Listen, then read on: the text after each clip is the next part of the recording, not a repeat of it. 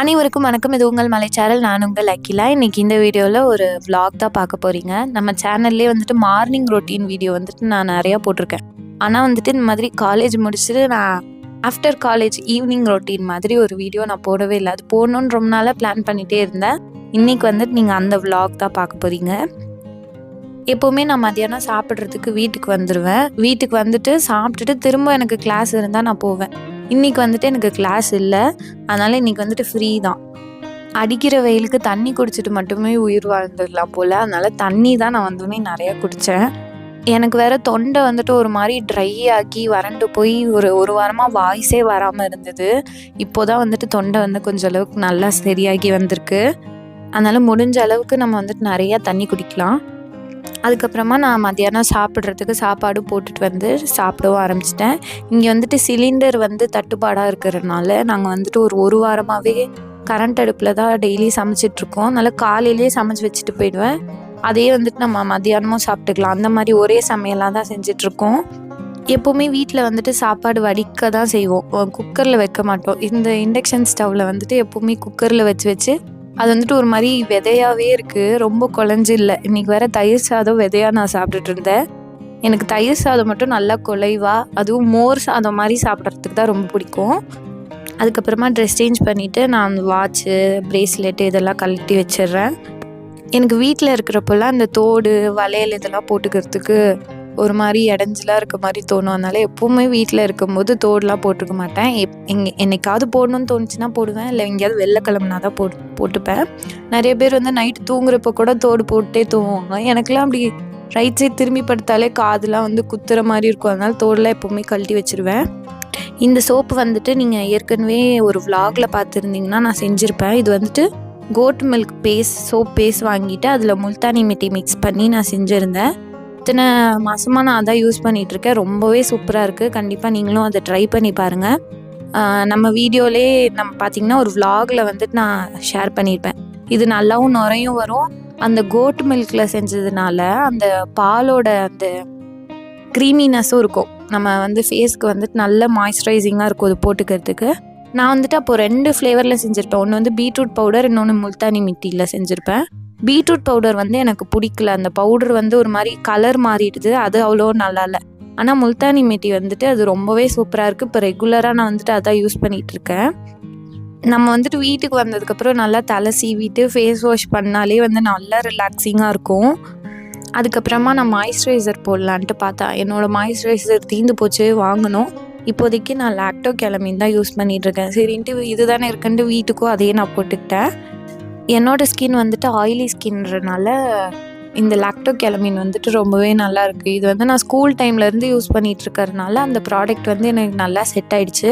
எனக்கு எப்படின்னா, நான் எனக்கு ஏதாவது ஒன்று நல்லா செட் ஆகிடுச்சுன்னா அதை நான் மாற்றவே மாட்டேன், அதே தான் யூஸ் பண்ணுவேன். அதே மாதிரி எனக்கு இந்த லாக்டோ கெலமினோட வாசனை வந்து ரொம்பவே பிடிக்கும். உங்களுக்கும் பிடிக்குமான்றது கீழே கமெண்ட் பண்ணுங்கள்.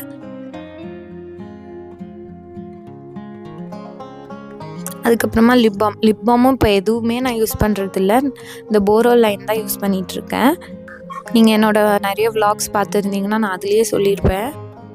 இதில் இருக்கிற எதுவுமே வந்துட்டு ஸ்பான்சர் வீடியோவே கிடையாது. எல்லாமே நான் நிறைய டைம் யூஸ் பண்ணது, எனக்கு ரொம்ப செட் ஆகி பிடிச்சது தான் நான் உங்ககிட்ட ஷேர் பண்ணிக்கிறேன். அதே மாதிரி தான் இந்த போரோலைன் ஆயின்மெண்ட்டும். இது வந்துட்டு எனக்கு ரொம்ப ட்ரை லிப்ஸ் ஆகிடுச்சு. அப்போ வந்துட்டு இதுதான் ரொம்பவே ஹெல்ப் பண்ணுச்சு. எனக்கு வந்துட்டு கண்ணோட பவர் என்ன, உங்கள் கிளாஸோட பவர் என்ன அப்படின்னு சொல்லி நிறைய பேர் கேட்டிருந்தீங்க. எனக்கு வந்து ஒரு சைடு வந்துட்டு -1.5 நினைக்கிறேன், இன்னொரு சைடு வந்துட்டு -2. இது வந்து ஆக்சுவலாக எனக்கு ஞாபகம் வச்சுக்கவே முடியாது, மறந்து போயிடுவேன். எப்போ கேட்டாலும் என்னோடய பவர் என்னன்னு கேட்டால் எனக்கு தெரியாதுன்னு தான் சொல்லுவேன். அது வந்து நிறைய பேர் கமெண்ட் பண்ணியிருந்தீங்க, அதனால் நான் இதை வந்து மென்ஷன் பண்ணுறேன். அதே மாதிரி நான் 2 கிளாஸ் போட்டிருந்தேன்னு சொன்னேன்ல, வீட்டுக்கு வந்துட்டு ரிம்மோடு இருக்கிற கிளாஸ் வந்து போட்டுட்டேன். இப்போ வந்துட்டு ஏதாவது ஒரு கிராஃப்ட் ஐட்டம் செய்யலாம் அப்படின்னு சொல்லிட்டு தான் நான் அந்த பொருட்கள் எல்லாம் எடுத்துகிட்டு வந்து வச்சுருக்கேன். முன்னெல்லாம் வந்துட்டு நம்ம நிறைய கிராஃப்ட் ஐட்டம்ஸ்லாம் செய்வோம். அதெல்லாம் நான் நிறைய வீடியோஸ்லேயும் உங்ககிட்ட ஷேர் பண்ணியிருக்கேன். இப்போது வந்துட்டு வளர வளர அதெல்லாம் கொஞ்சம் கொஞ்சமாக குறைஞ்சிட்டே வந்துருச்சு.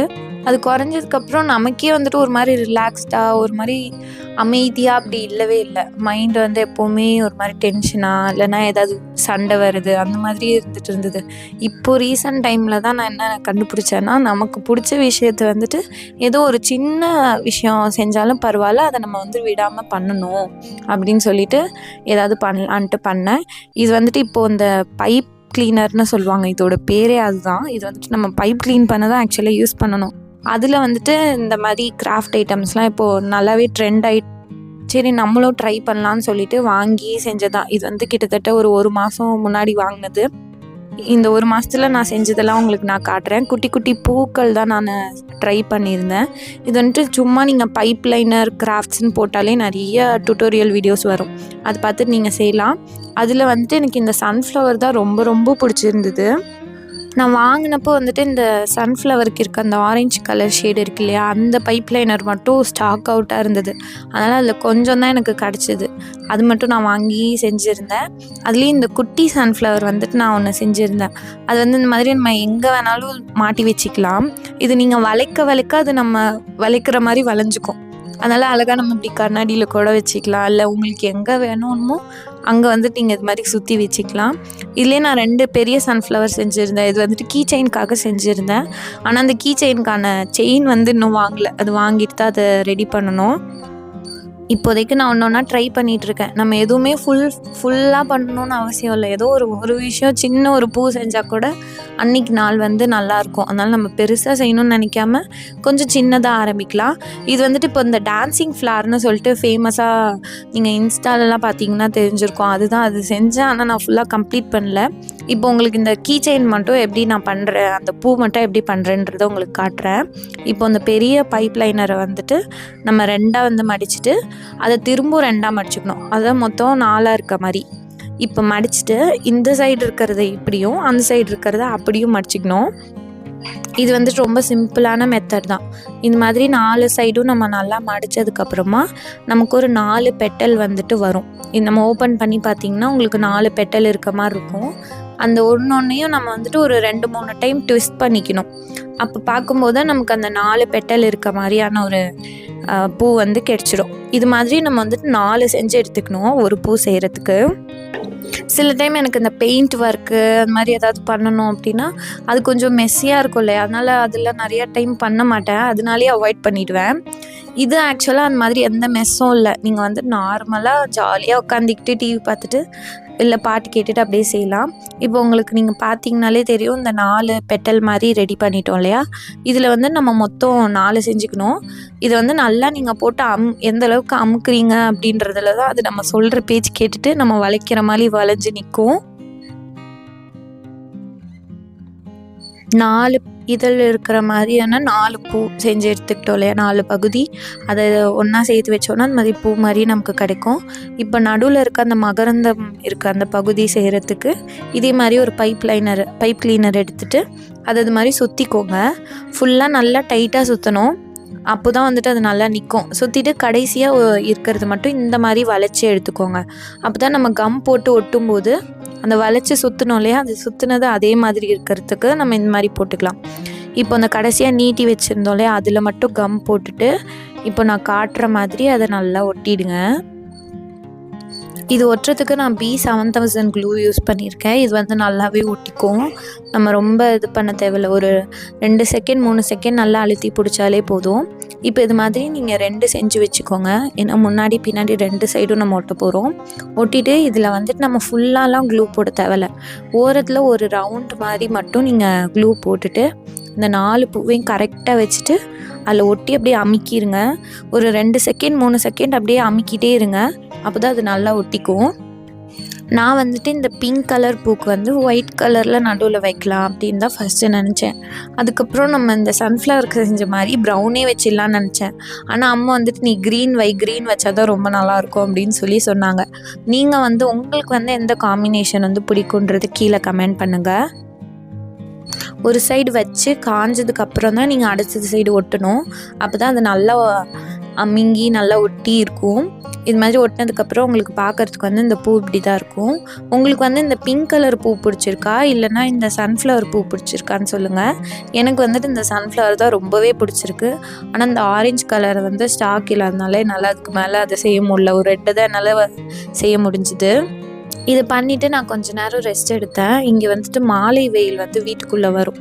அது வந்து இந்த பூ தோரணம் மாதிரி தொங்குற இதில் வந்துட்டு படும்போது ரொம்ப அழகாக இருந்தது. அந்த இடம் மட்டும் பாருங்களேன், அதில் என்னமோ லைட் போட்ட மாதிரி நல்லா பிரைட்டாக இருந்தது. எனக்கு எப்போவுமே சன்செட் தான் பிடிக்கும். ஏன்னா நம்ம வந்துட்டு காலையில் வெயிலை வந்து நேருக்கு நேர் கண்ணால் பார்க்க முடியாது, பளிச்சுன்னு இருக்கும்.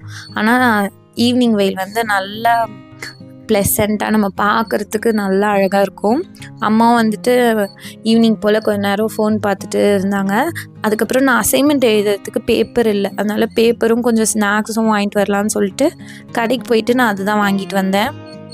அசைன்மெண்ட் எப்போ கொடுத்தாலும் நம்ம கடைசி அந்த ஒரு வாரத்தில் எழுதுனா தான் நமக்கு எழுதுன மாதிரி இருக்கும். அதனால் அதுக்கு வந்துட்டு சரி எழுதலாம் அப்படின்னு சொல்லிட்டு பேப்பருக்கெலாம் கோடு போட்டுட்டு எழுதினேன். ரொம்பலாம் எழுதலை. எனக்கு இந்த எக்ஸாம் வந்து எவ்வளோ வேணாலும் எழுதுவேன். ஆனால் அந்த அசைன்மெண்ட் எழுதுறது மட்டும் எனக்கு என்னமோ அது உட்காந்து எழுதுறதுக்கே சோம்பேறித்தனமாக இருக்கும்.